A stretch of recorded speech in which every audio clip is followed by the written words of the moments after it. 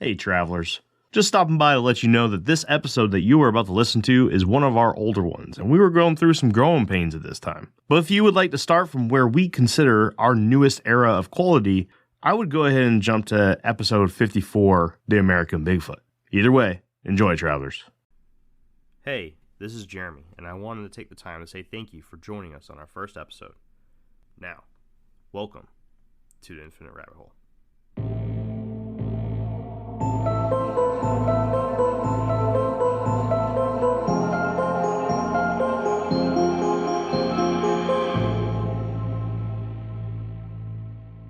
I'm looking at this video that you just sent me, the one about the Rougarou on the Reddit page. Yeah. And I agree, it kind of looks pretty terrifying. Yeah, it certainly does. Well, the thing about that is the movement on it is fairly natural, but I got two problems with it, right? One is that the face looks too scary. Mm-hmm. It's like one of those things when you get these eyewitness accounts and people are talking about the features in their face and their body features, and you have these sketches of what they're supposed to look like. Mm-hmm.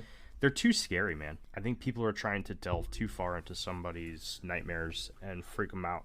And that's kind of what I'm seeing in this video. I'm seeing something that I don't want to see. You know what I'm saying? Where it doesn't look like an animal now. It looks like some sort of a demon. Yeah, sad to say because the video is a bit blurry. I mean, this could be a mask that someone got from the spirit store. Yeah, you know? Could be. I'll have to check out the comments on this later. The second thing that kind of sticks out to me is the hump on its back. It clearly looks like somebody's hunching over. I mean, if their body structure is supposed to be semi-humanoid, that could kind of be why it's like that. But the eye shine on this is insane. You know, I thought that it looked like one of those stilt-walking creatures that they sell in the Halloween stores. They had one over at Ballahack Airsoft. When I used to play Airsoft over there, they had some sort of alien event, and it was a stilt walker. And this thing was like 8-9 feet tall, and it was a person with stilts on their back legs and front legs, and the hump was their actual back. The mask they were wearing was an entire helmet, and they're just walking around like that. And so it reminded me of that.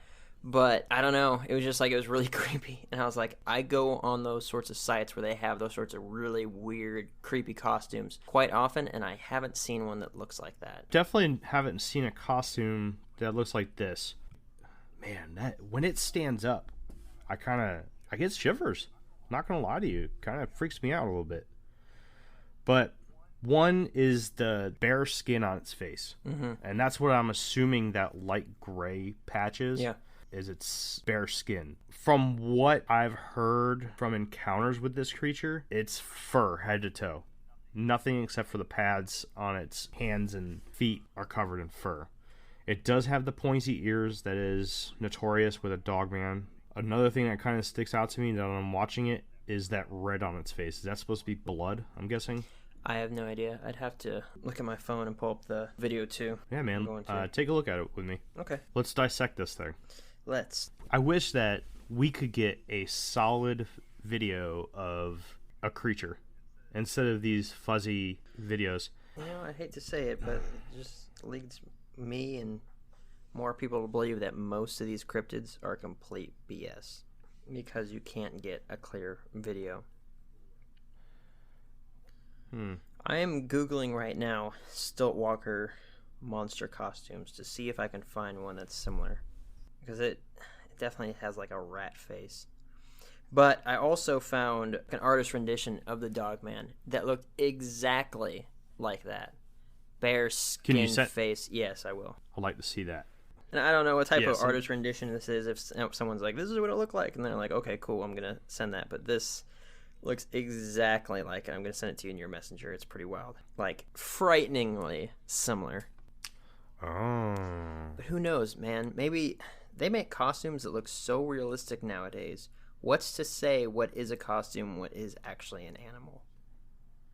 Some of it's so real looking. It's so creepy. Have you seen the latex masks that go over your face and like you can use the eyelids and the mouth and stuff? It's all form-fitting to your face. It looks so real. Yeah, and then we look at something that could possibly be an actual animal, but it's so hard to tell nowadays. You know, it's not this rubber BS that everyone's getting for $10 at the store. This is, you know, $10,000 costumes that some people will purchase. And I know because I've looked at those and been like, one day.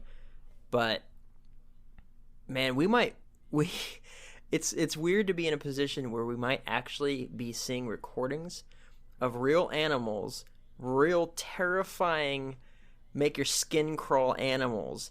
And everyone looks at that and like, it's some costume at a Halloween store. It's just really expensive ones. You know, we're getting into that realm where, you know, like that first Bigfoot video that ever surfaced, and everyone tried to break that down. Like, it must be a costume, all this stuff. But you can see the muscle structure underneath the fur, you know, the way it's walking, all these different things.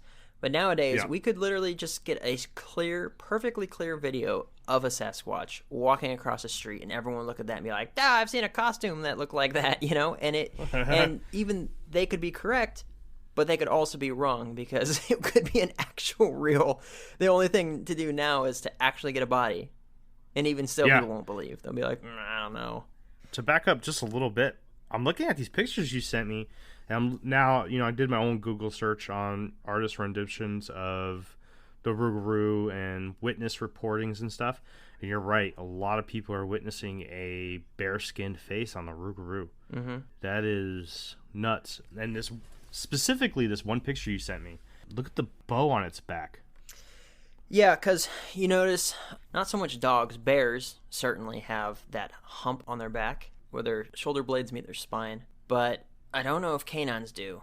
So here, let me send you this picture. And by the way, we're going to attach all these pictures to the description of this podcast. If anybody wants to go on, you can also find it on our Facebook as well. So we will make sure that everybody is in the loop here too. Oh, absolutely.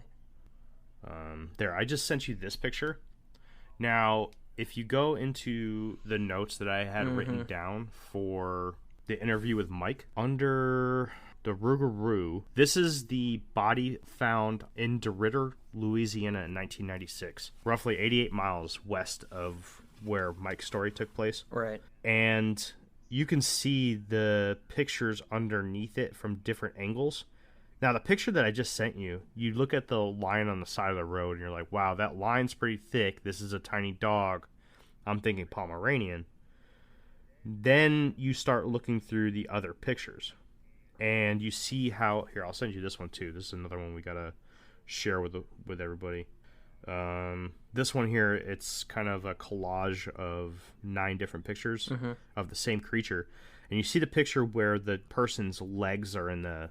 It's pretty big. The frame. It's not a small creature. It's either really big or it's closer to the camera, so it's making it look big. But either way... Well, oh no, I see this middle left picture. That's what I was talking about, yeah.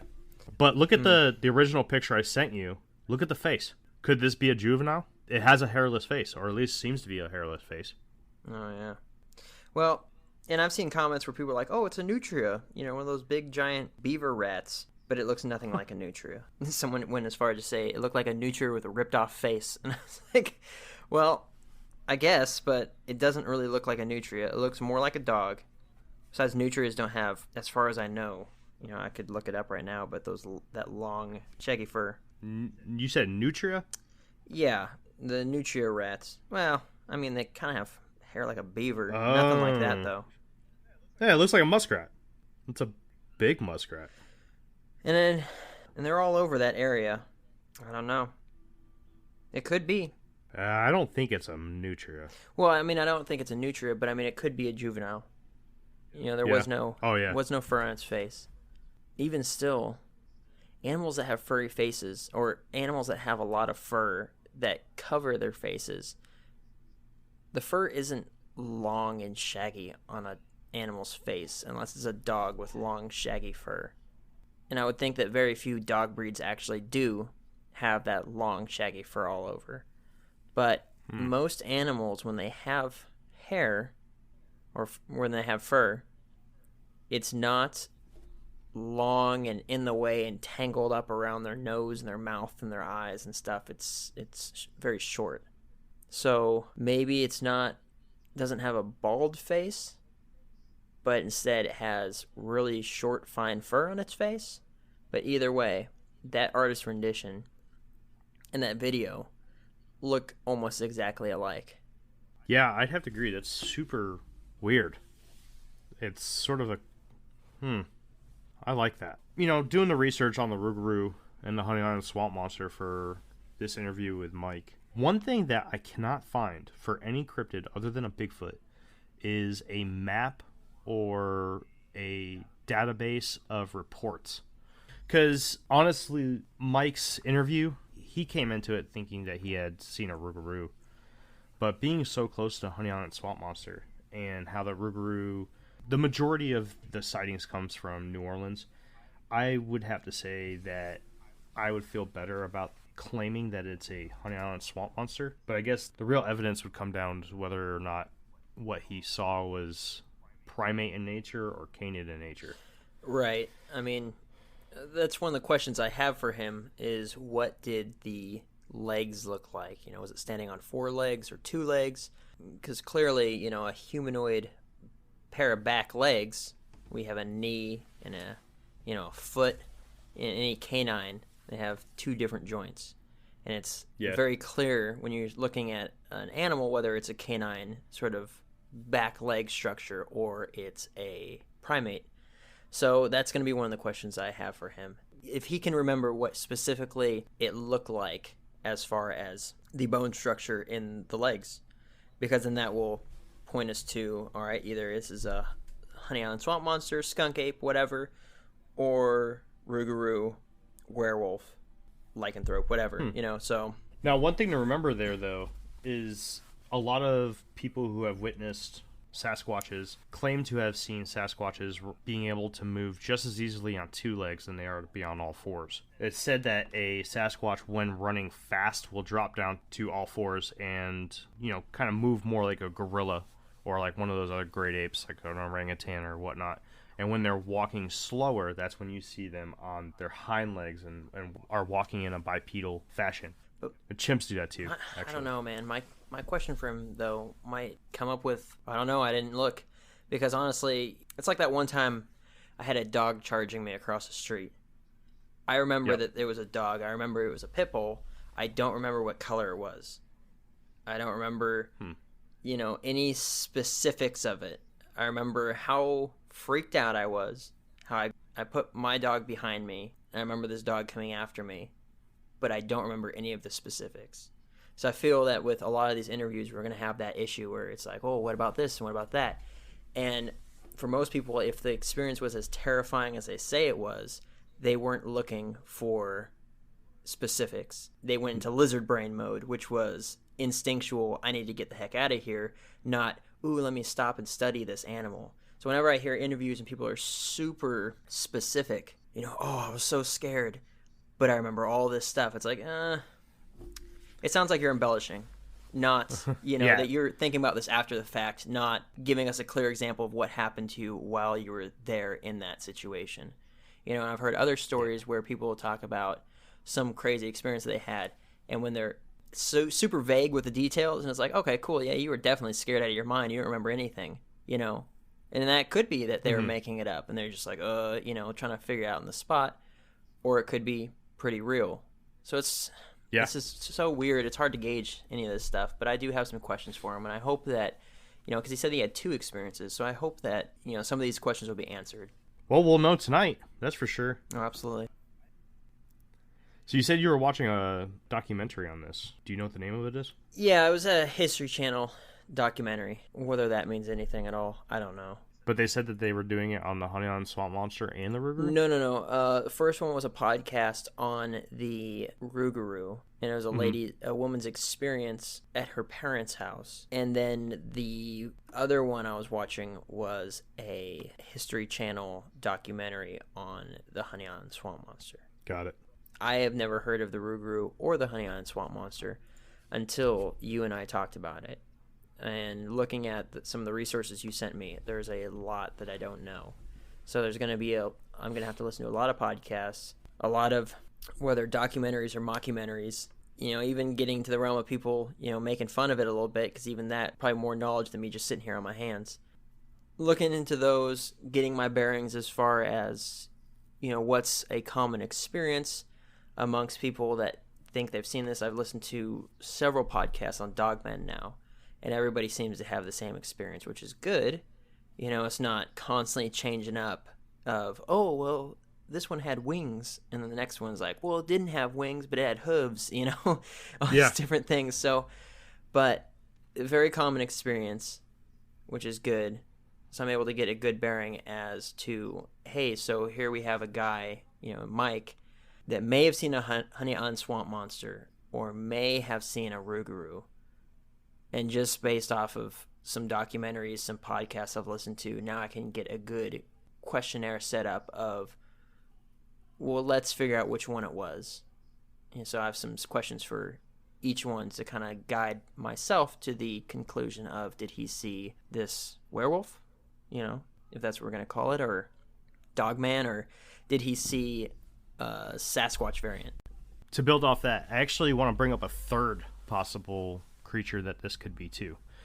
But before I get there, I want to kind of go over the cryptid profile of both the Rougarou and the honey island swamp monster real quick, just so that we're on the same board when we go into this interview tonight. The Rougarou is a lycanthrope, and it's said to look and act like a werewolf, with the only difference being that the person who transforms into the Rougarou can control when they transform, not just during the sight of the full moon. The best evidence that they have for a possible Rougarou is that picture that we were just talking about in DeRitter, 1996. There was a body found on the side of the road that matches that of a very, very large Pomeranian or a young Rougarou. So for the Honey Island swamp monster, the first sighting goes back to 1963 and actually only takes place 9 miles away from Mike's town. The first person to describe this creature described it as 7.5 foot tall, covered in matted brown and gray hair, and was surrounded by the smell of pure death. Harlan Ford was the man's name, and he first saw it in 1963. In 1974, he was traveling through the thick woods. Doesn't say exactly why, but he was going through the woods surrounding the swamp and found 4 dead boars with their throats ripped out. Next to one of the dead boars, he found a footprint with 3 toes and 1 thumb. Now, I don't know if that necessarily sounds like a canid. That more sounds like a primate with one of their toes snapped off by a gator or something, or a defect caused by inbreeding. I've seen the footprints. When you listen to it, it sounds like a canine. My dog has 4 pads and webbing in between. The fifth digit is usually the dew claw, which gets removed, right? And it doesn't make an imprint at all. But you know what a canine footprint looks like, even if it was a really, really big one. But I've seen the castings of the footprints, and those digits are really deep. It'd be as if you just took your hand and just stuck your fingers into the ground and then lightly pressed the palm of your hand in. Like, it's crazy how deep they go. And it does look just like that. Like, there's webbing in between. And then one of them is kind of busted up. To build on what you were talking about there, what's really odd about this cast is not only that there's that one cast, which you see a lot on here, but there are multiple different examples. There's a lot of them. I'm looking through Google right now, and I'm seeing quite a bit. And they all look very similar. Or this creature, see now that one right there, this one right here, I'll send it to you.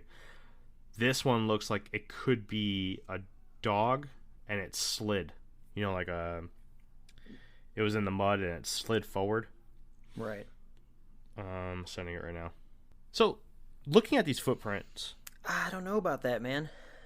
No? Because it's just, again, it looks like if I were to take, say, tuck my thumb in, take my 4 fingers and just stick it right into some mud. Mm-hmm. And then maybe have, as if the palm of my hand extended to the back of it. If it had slid, then those deeper prints would be dragged out. Yeah, you're right. I would want to go and make a mud pit in my backyard and recreate this. Yeah. With my hands and my feet. I'm kind of sketched out by the fact that it's only 1 print in a muddy area. It's a one-footed monster. Just joking, but it definitely looks like that. It looks like there's 3 toes, and one of them either is a thumb or it was just cut off at the first knuckle. Or it formed very strange. I know some people that have really, weird looking feet, and say like their big toe is smushed. So like their other toes extend out and their big toe is smushed in, and it's formed like that. And that's what that looks like. Could be from inbreeding, could be from it got cut off somehow, bit off somehow, whatever. But that's a good looking footprint. It is. Have you heard any of the theories surrounding this creature? Of what it could be? No, I haven't. There's 3 possible theories that people have come up with. One of them, and actually the first 2 kind of stem off the first incident. There was a train wreck that happened right outside of Pearl River. And it was said that there was a circus on board, and that the chimps there... Oh, in the 40s? Is that what it is in the 40s? The chimps on the train escaped into the swamp, and the troop of chimps inbred over and over and over again, and eventually you got what you see now as the Honey Island Swamp Monster. Another theory is that those chimps, this is the one that's really out there, is that those chimps bred with a gator, and that's why you're getting a half primate, half reptilian creature, which obviously right, because that happens all the time. That can't happen.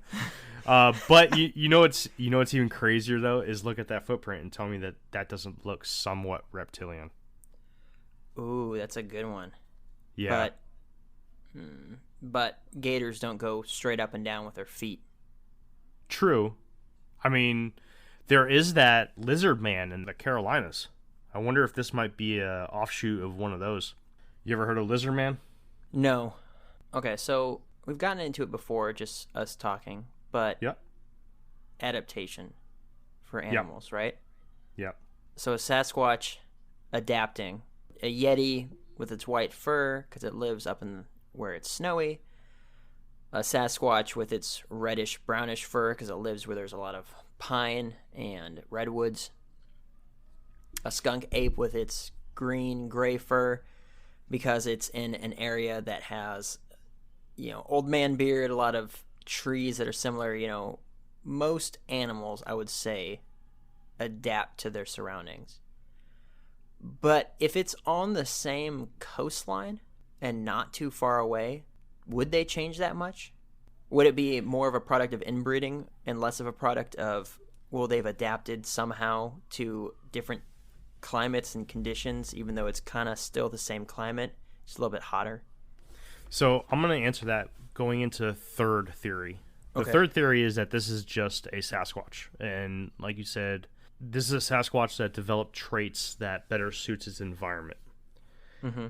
But my question is that we're getting footprints from skunk apes, which is the Gulf Coast version of the Bigfoot, that look like the ones that you get in the Great Northwest or along the Appalachian Trail. They don't look like this. Now, some of them are 3-toed with a 4th digit for a thumb, which I believe can be easily answered by the environment that they live in and the dangers of snakes and alligators. Mm-hmm. But I mean, if we're basically describing the same creature, you're asking about adaptability to the environment, why wouldn't every one of these southern Gulf Coast Bigfoots be the same? I mean, what's different between the swamps of Louisiana and those of the Everglades? Or the swamps in North Carolina. There's gators in North Carolina. Yeah, true. That's true too. Yeah, I don't know. I don't think that there would be. I don't think there would be any different. I think it would have to be that something happened. Shoot, a turtle bit it off, bit off the digit. Something. I've seen a snapping turtle snap a stick that was an inch thick. And I'm not. I'm not laughing saying that it could never happen. I'm laughing saying that, let's think about plausible reasons why this thing could be missing a digit, not that, or 2 digits, not that Yeah. it necessarily adapted somehow to have less digits and less stability. But let's say this one skunk ape amongst all the other ones had 2 of its, or 1.5 of its digits bitten off by a gator or a snapping turtle, or something happened, Yeah. So, one thing I'm going to look up really quick is to see if we can find a track or a set of tracks from the Honey Island Swamp Monster that has 2 or more tracks in there, because this brings up a good thing. You can look at this footprint and see that this thing is either changed to adapt to its environment very well to create a reptilian featured foot, or it's so badly mauled that the simple image and structure of the foot is so disheveled that it looks like that. But if you get a track system where 2 feet look exactly the same, both left and right, you're more or less pointing in the direction of this thing was born like this and not necessarily a product of a snapping turtle or an alligator. And I'm not seeing anything.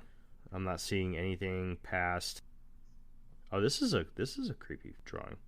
I'm trying to look up the date for this train crash, and I think I'm wrong. I think it's earlier than the 40s. In any case, are there more tracks than just that one, or is it just that one track with the 3.5 toes, or are there more out there that in the same area where it's like, okay, so clearly this one's screwed up, or maybe this one has more digits than the other ones? Because I've heard 2 or 3 toes, and it's like, well, how many tracks are there? Because I've only seen 1. Here, I'm sending you 2 pictures. One is an artist's rendition of what the creature looks like, and you can see clearly that the toes look exactly like the cast. And the second picture I'm sending you is a guy that's holding up a wooden board with 5 of these casts pinned to it, and it looks like he drew a scale there, and you're looking at about 9 inch. So these casts aren't big. They're not big like a Sasquatch. Right. Do you get that artist drawing? Yeah, it's ridiculous. That's kind of weird, huh? Look at those hands. But look at the feet. That's exactly what you're seeing. Yeah, but it has like a gator face. It does. It's like a hairy... It looks like a mixture between a Bigfoot and an alligator. Yeah, it's like man, bear, pig. Half man, half bear, half pig. Right. But no, yeah, the feet and these casts that you sent me, they do have the 3 digits and the 1 half digit or thumb or whatever that's supposed to be. Maybe it's like a dew claw. Maybe this is the Rougarou. Maybe the Honey Island Swamp Monster is simply just a Rougarou. It's not a reptilian, it's not a primate, but a canid. I'm going to look up Rougarou casts and see if we can find any footprints of the Rougarou. Okay. Because that's also a very good possibility, seeing how close these 2 are in proximity to each other, that they could just be the same creature. Case of mistaken identity, but you're just mistaking one cryptid for another. Yeah. Or just calling the same cryptid 2 different things. Yeah. I mean, it would make sense for how close they are together. I don't see anything. I don't see any casts of the Rougarou. Did you find anything? No. And that's another thing I wanted to ask him, is if there was any prints left over after his encounter or his incident. Yeah. If he noticed anything on the ground. So, a long time ago, him and I sat down and we had discussed my dream of doing a podcast about these subjects because of how fascinated I am in them. And he had told me that he had a story, so I sat down and listened to it. Spoiler alert, I've heard this story once before, and I do have some follow-up questions, so I'm very excited to hear his story again. Spoiler alert, Jeremy's cheating. Jeremy's cheating. We had talked, and, he started asking me about Bigfoot and stuff, because that's kind of where most of my interest lies, is in Sasquatch. It's, to me, I believe it's the most believable cryptid out there. And eventually we'll get into why I believe that. But I told him There's these stick structures that you can look for, really high breaks in trees on something that's not dead. You know, if you come across a tree that's clearly alive and there's a break and the inside of that break looks new. It's not rotted. It's not brown and gross. It's new and it's sort of in a twisting motion. That could be a very good sign of something messing around with it. And if it's, 8, 9 feet, maybe 10 feet up in the air, what else is going to be able to grab that branch and twist it? Right. Strong enough to be able to do that to an inch or 2 inches thick tree branch. Another thing is I told them to look out for rubbings on the tree. So a lot of times when you get deer or bear that come through and they do tree rubs, they're no more than 4 or 5 feet off the ground. Most of them are probably around 3 feet high.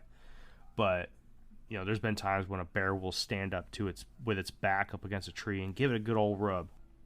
I don't know how intense they are about it. I don't know how much bark falls off, if any. But if you see any tree rubs that are high up the tree trunk, in order to get up there, you've got to be tall. Right. Could a bird do it? Could a squirrel do it? Yeah. But if you're looking at something and you start noticing that all sorts of tree rubs are all pointing in the same direction, a lot of times it's theorized that Sasquatch do these little things to point others in a certain direction or to mark their territory, and they do it high to say, hey, I'm a Sasquatch. And then there's small stick structures. You see a tree with its roots sticking up in the sky, interweaved in between other saplings. There's not a lot that can do that other than a human. Basically, you're going out into the woods and you're looking for things that only humans can do in a area that humans don't go to. Okay. And I'm interested to see if he's done that and seeing if he found any signs before. Not necessarily footprints, because I've seen a lot of footprints where people stretch it. They look at it and they're like, oh, this is a Bigfoot footprint. And you're like, man, I don't know. I think a rock just sat there before someone took a rock out of the ground, or the footprint looks more like a shoe print along those lines. I like footprints, but I would love to see one myself and know that it's not fake. I feel like footprints are too easy to fake. I just want to see a really good game trail camera shot, or just someone use your phone and not your video camera from the 90s. Just use your phone to take a video. That's all I want. Right. And who knows, some of these videos that we have, like that one just to start this thing out, could be real. But dang, man, if someone was using their brand new iPhone 11, the night vision on this thing is incredible. Yeah. We would know for a fact what that is. Clear. You would have seen the zipper on the back if it was a costume. But it's just, someone, please, if you see something like this, don't go run over and grab your dad's old camcorder and throw a tape in it.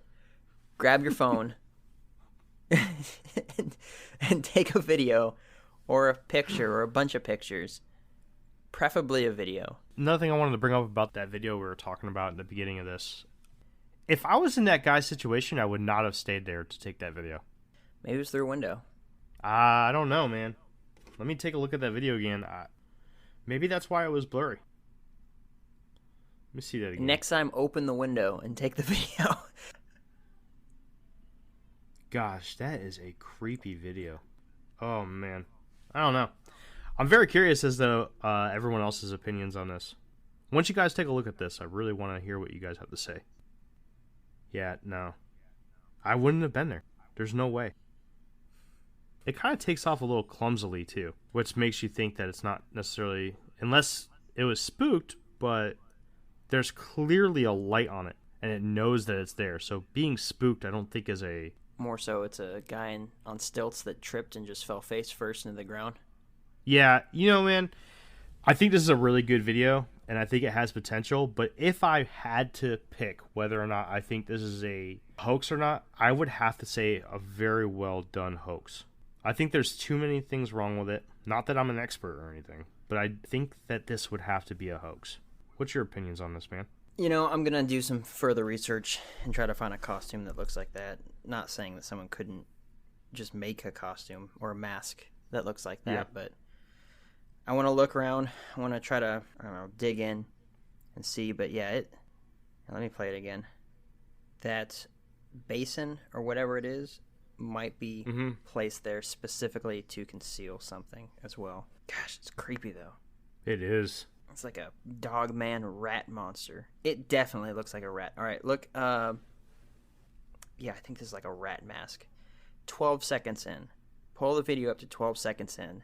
The side profile of that looks like some sort of a bone rat face. This has got to be made up or a hoax. Terrifying. It is. Shortly after that 12 seconds, right? Let me see if I can find the exact timestamp for it. All right, so at 15, it looks at you. And then immediately after that, at 16, it looks like somebody who's having problems looking through a mask is doing one of those things where they're overcompensating one way to be able to fix their line of sight. Do you know what I'm saying? Where maybe the mask was getting in the way of their eyes, and right there, it does this thing where it's like it looks at you, and then it goes further, and then it comes back down. Like it's looking through it, like it's a person looking through a little mask hole, and they're trying to focus on it. Yes, that's what I'm seeing. Well, the only thing to do now is to find out who shot the video, where it was at, and how long ago it was. And if it was recent, we go hunt it. Thank you for joining us on this episode. If you'd like to comment on this episode, you can do so on facebook.com/Infinite Rabbit Hole. If you have a story to share with us or would like to be interviewed, you can contact us at infiniterabbithole@gmail.com. Thank you again, and have a great day.